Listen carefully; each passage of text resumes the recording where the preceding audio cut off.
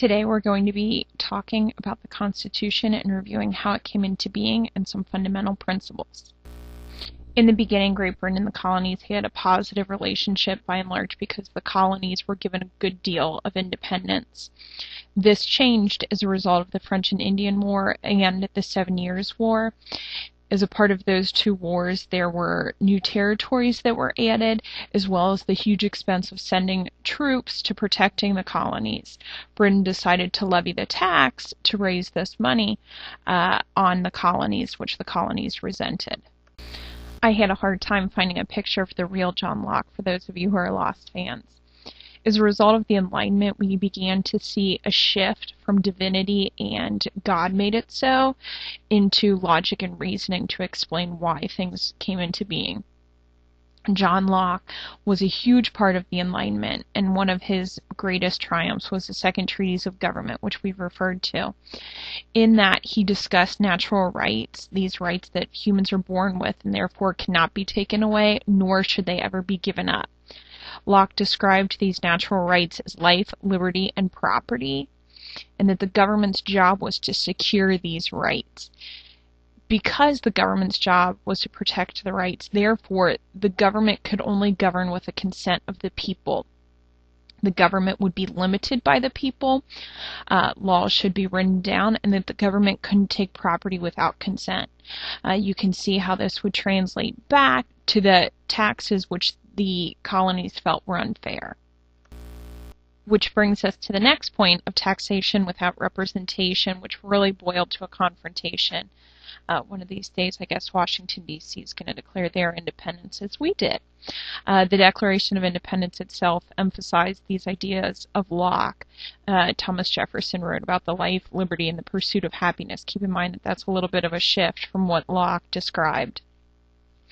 The bulk of the Declaration of Independence was really all the ways that King George III had abused the Americans, and that he had taken away our rights, our unalienable rights, rights that shouldn't be taken away. We were definitely the underdogs, and fortunately for us, we had French and Spanish help to defeat the British. Our first form of government was the Articles of Confederation. Remember that a confederation means that the power is generally located at the state level.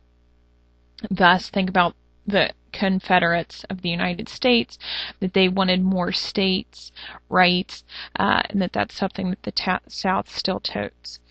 The basic structure of the Articles of Confederation was that there was no judicial branch whatsoever. The executive was powerless, that they were given no powers. There was a legislative branch, though it was seriously limited.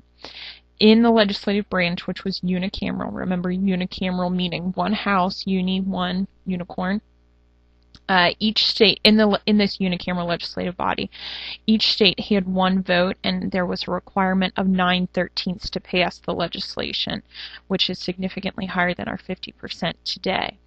Most of the power that we think of the government having was given to the states. As a result, there were several big weaknesses. Congress had no power to tax. Congress had to request money from the states.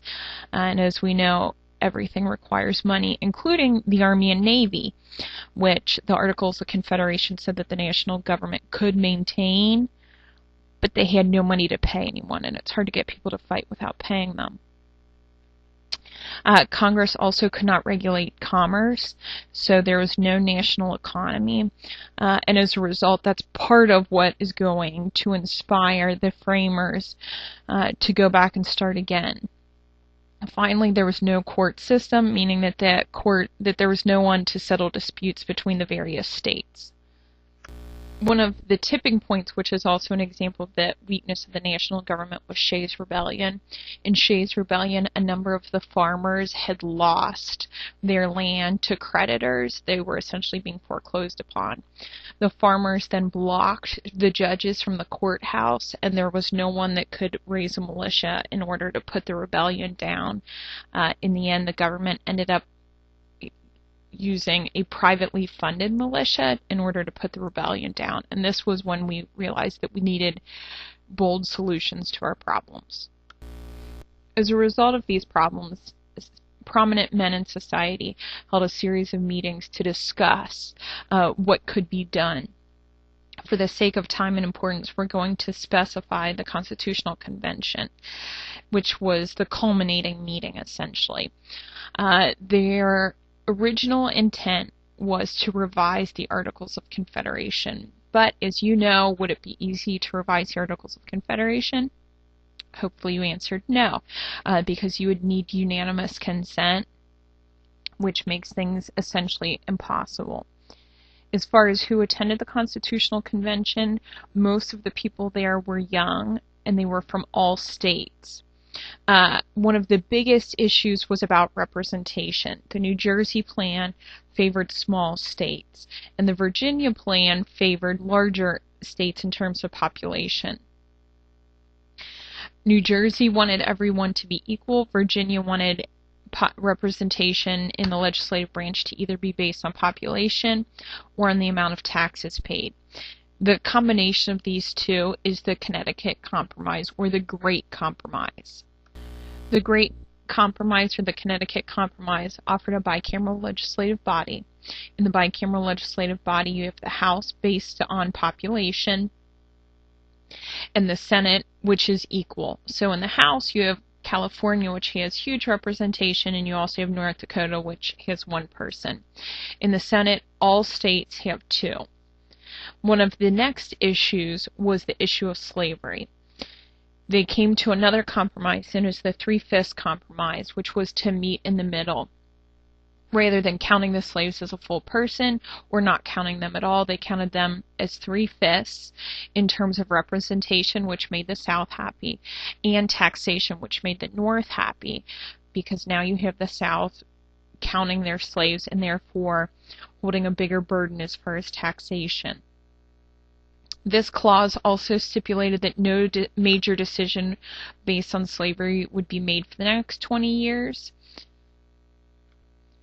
Another key issue of who is going to vote is left to the states, which is still true today, except where there are amendments.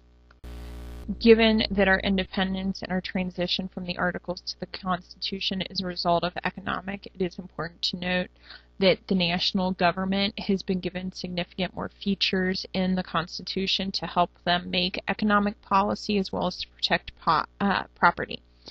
Congress has been given the power to tax and to borrow, to regulate foreign as well as interstate commerce. Remember that inter, that prefix, means between different groups. Intra is within something. So the national government is given the power of interstate commerce. And the national government is also allowed to create a currency such as the dollar. We as a country love to talk about our individual rights, but interestingly enough, there is not significant mention of individual rights in the Constitution. The framers generally thought that the state constitutions would deal with natural rights, and so they also assumed that our natural rights would be protected. This ignoring, if you will, of individual rights really became a problem during the ratification. Some of the rights that it does include is the right of habeas corpus, meaning that if you are imprisoned or detained, you have a right to know why. The Constitution also prohibits a bill of attainder, meaning they are not allowed to punish people without trial. Ex post facto, meaning that they are not able to punish people for things that they've done before they were illegal. Imagine if they changed the speed limit on Work Road to 25. They could not give us all speeding tickets for going 35 the day before. That's what ex post facto means. Religious qualifications for national office were also prohibited. The Constitution does define treason, as well as how the conviction of treason should go, and that we all have the right to trial by jury.